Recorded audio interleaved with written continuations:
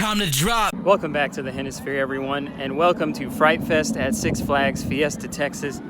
Goliath is going in the background. It's still got the roar, perfect for Halloween. I'm arriving pretty late, but I am here before 7, and that is when the arrival happens. I want to get some footage of that, as well as go in some of the haunted houses. Remember, if you have a Diamond Elite Pass, you get into all the haunted houses for free, no extra charge. We're gonna try to take advantage of that. I'll show you anything else cool I see.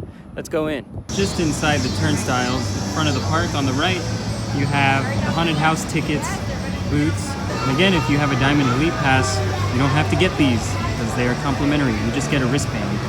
To get the wristband for your Diamond Elite Pass, you have to go here to membership services. Don't forget that, not the ticket booth. Well, I've made it with about 6 minutes to spare.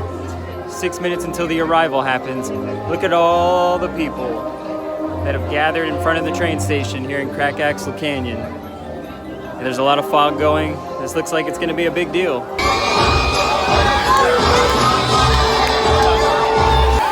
Ladies and gentlemen, your attention please. Now arriving in Crack Axle Canyon, the Six Flags Fiesta Texas Railroad. And your numerous nightmare. You are now in our most terrifying scare zone. Get ready as we are about to unleash the creatures of the night. It's time for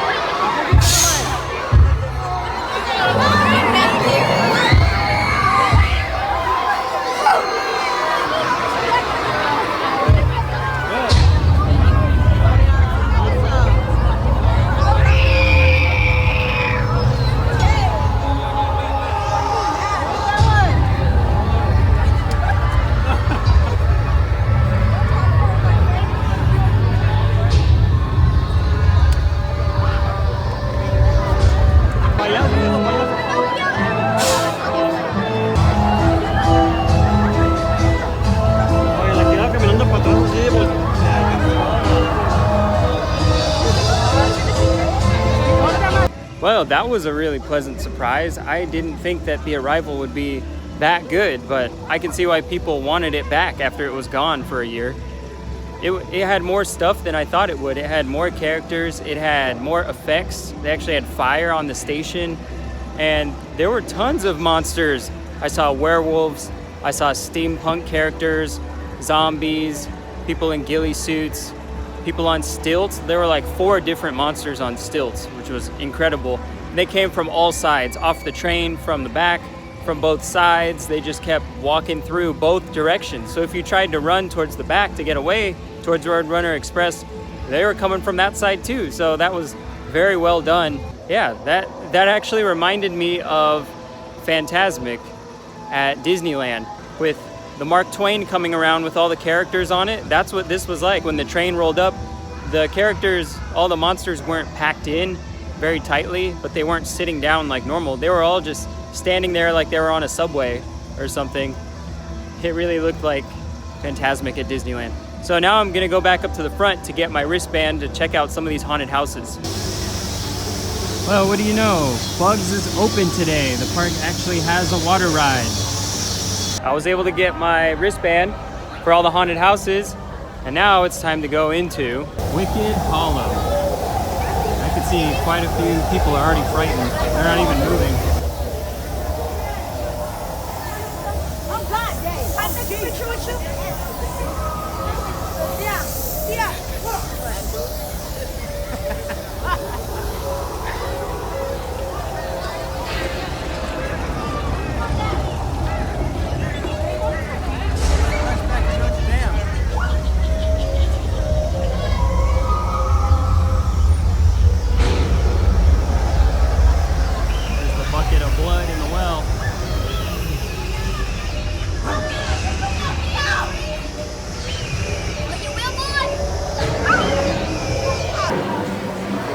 Before we get into the haunted houses, here's the first ride, Superman. Wait, you mean like the roller coaster at St. Louis? Huh? Got another scare zone. I believe this one is new for this year. This one is called Infected. A couple people walking around. It looks pretty gross. And for those of you wondering, Wonder Woman is open after it was closed last Sunday. Going into Circus Perspective.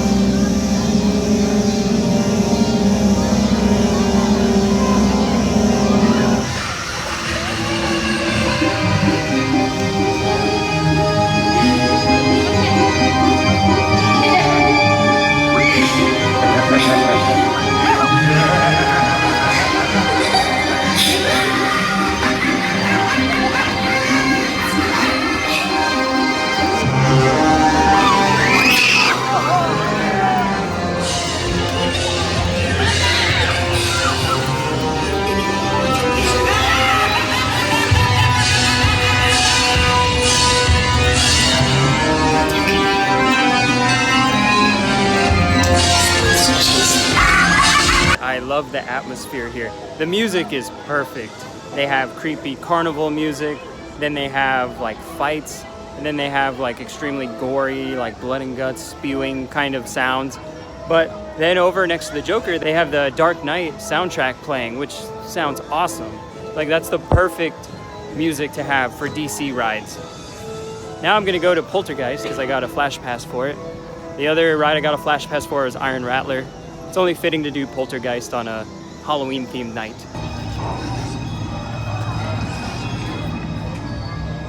Some more of the Infected scare zone. They have a bus over here that I haven't seen.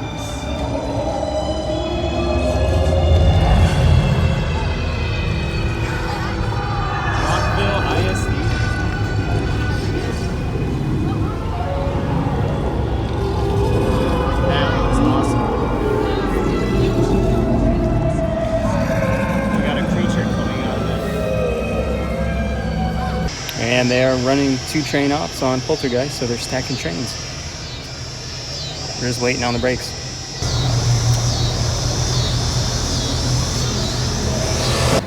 So Poltergeist was good. They're stacking trains like usual, and they're running 1 train ops on Iron Rattler still. So I'm walking up the steps to do that now. But back here, where those people are walking down there, that is Slaughterhouse number 6. I'm over here by where the gully washer is. Can't see anything right here, it's too dark, but the river is not running, and I did see that they dyed it red on Friday, but it's closed because the Blood Bayou over here is an actual maze that goes through the queue line, so that's why it's not operating. And it looks pretty good actually. I'm not going to do it this time, I'll do it next time. Now it's time to head into my most anticipated scare zone, Aftermath. Right here in front of the waterfall. They actually have a projection on the waterfall right here. On the canyon wall. You can see that green line right there. The lasers are projecting that. And then up here they have some fire effects and some huge props. I'm really anxious to see what kind of scare actors are over here. It's very, very dark.